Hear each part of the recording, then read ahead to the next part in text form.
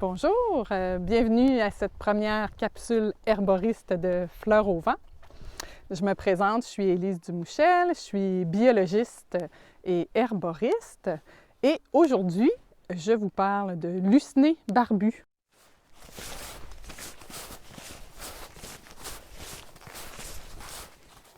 Alors, aujourd'hui, je suis en forêt. Présentement, je suis dans une forêt mature de conifères, beaucoup d'épinettes. Et je voulais, pour ma première capsule herboriste, vous parler de Lusnée. Lusnée barbu, qu'on appelle communément mousse de caribou, qu'on retrouve dans les forêts anciennes, souvent les forêts humides, où il y a des vieux conifères. C'est un lichen qui pousse principalement sur les conifères, sur les épinettes. On en retrouve aussi sur les sapins. Et Lusnée barbu, c'est une plante médicinale qui est vraiment indigène de notre flore ici. Et dans cette fin d'hiver où il peut encore avoir plusieurs infections qui courent, c'est une plante qui est intéressante à connaître. Alors, Lusnée barbu, comme je vous disais, c'est un lichen.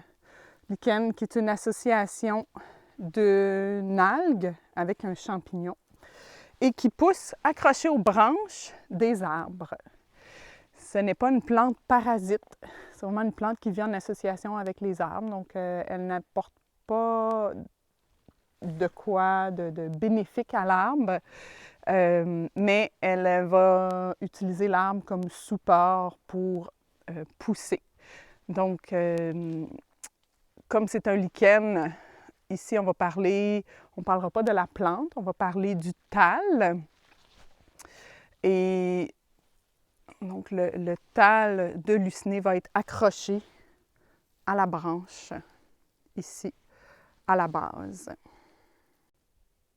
Je trouve ça toujours captivant d'aller à la recherche de Lusnée et de trouver, on pourrait dire, des bébés Lusnée, des jeunes thalles Lusnée qui commencent à pousser. L'intéressant de Lusnée, c'est que c'est un lichen, on peut dire, disons, dans la catégorie des plantes médicinales. Donc, c'est un lichen qui est très sécuritaire d'utilisation, qui n'a pas d'interaction, de contre-indication, si ce n'est que la décoction de Lusnée, que je vous parlerai dans quelques instants, peut causer quelques désagréments digestifs. Mais sinon, c'est une plante qui est sécuritaire à la fois pour les femmes enceintes, pour les enfants, les personnes plus vieillissantes, les gens qui vont être sous médication également. Alors, pourquoi on veut utiliser Lusnée? C'est principalement pour ses propriétés antibiotiques et antibactériennes. Donc, c'est une plante souvent qu'on va utiliser quand rien d'autre ne fonctionne, quand on n'arrive pas à bout d'une infection. Donc, très bon tonique immunitaire qu'on peut utiliser avec l'échinacée et qui va être pratique pour tout ce qui est d'affection au niveau de la sphère respiratoire, au niveau des poumons. Particulièrement, donc on parle de bronchite, de pneumonie. C'est aussi une plante qu'on va utiliser pour ses propriétés antibactériennes, par exemple, au niveau des infections du système urinaire, les cystites infectieuses. Pour ce qui est de ses propriétés antifongiques, elles vont être utiles lors de mycoses, donc de champignons de la peau, mais également contre le Candida albicans. Le Candida albicans qui est une levure de notre flore microbienne, mais lorsqu'elle prolifère trop, elle peut causer des problèmes de santé chroniques, des problèmes de digestion, des problèmes de mycose cutanée et plusieurs autres problèmes. Donc, c'est une plante qui est intéressante à consommer pour ça.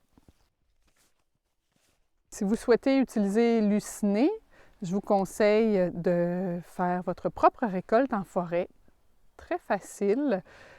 Pour nos propres besoins, on n'en a pas besoin de grosses quantités. Et l'hiver, en fait, lorsqu'il y a une bonne épaisseur de neige, c'est une bonne période pour la récolter. On peut atteindre les branches où il y a lucné. Les branches qui sont parfois plus hautes que l'été, on ne pourra pas atteindre. Et très important, quand on récolte lucné, on va vraiment récolter le bout du thalle et on va toujours s'assurer qu'il reste un morceau du lucné sur la branche. Ceci afin de favoriser sa reprise. Donc, le thalle, l'individu que vous avez récolté pourra continuer à grandir sur l'arbre. Donc, on sait que ce sont des lichens qui prennent beaucoup de temps à devenir matures, d'où l'importance de faire une cueillette responsable. Pour consommer lucné, il y a 2 transformations qui sont souvent utilisées. Donc, premièrement, on peut la consommer en décoction. C'est quelque chose qu'on peut faire facilement chez nous, donc en tisane.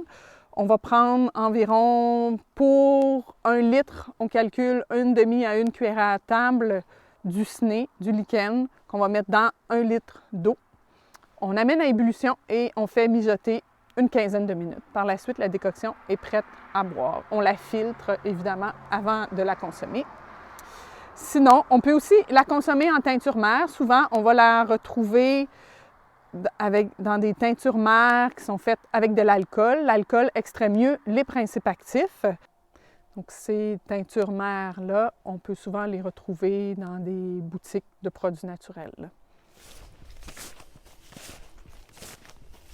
Finalement, j'aimerais rajouter que lucné est un indicateur de pollution de l'air. Alors, dans les forêts où on va retrouver lucné, ça peut être un très bon indicateur de la qualité de l'air qui nous entoure. Donc, ça indique que l'environnement est sain, que l'air est pur.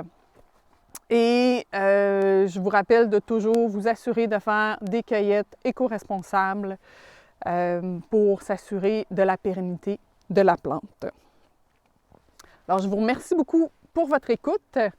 J'ai bien hâte de vous retrouver dans d'autres capsules herboristes sur d'autres plantes. Il y aura sûrement beaucoup moins de neige au sol ici sur la pointe de la Gaspésie. Si jamais vous souhaitez avoir plus d'informations, je vous invite à me contacter et vous pouvez aimer la page Facebook et aimer la nouvelle chaîne YouTube là, que je viens de créer. Je vous remercie beaucoup et à la prochaine!